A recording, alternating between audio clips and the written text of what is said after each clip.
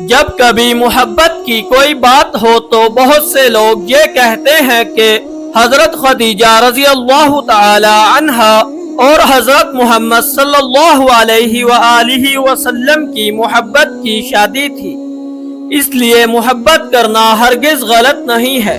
ایسا ہرگز نہیں تھا، ان کی محبت کی شادی نہیں تھی بلکہ پسند کی شادی تھی۔ محبت اور پسند میں بہت فرق ہے۔ پسند میں کوئی تعلق نہیں بنتا، محبت میں تعلق بن جاتا ہے۔ خود پر اختیار نہیں ہوتا، محبت کی کوئی حد نہیں ہوتی۔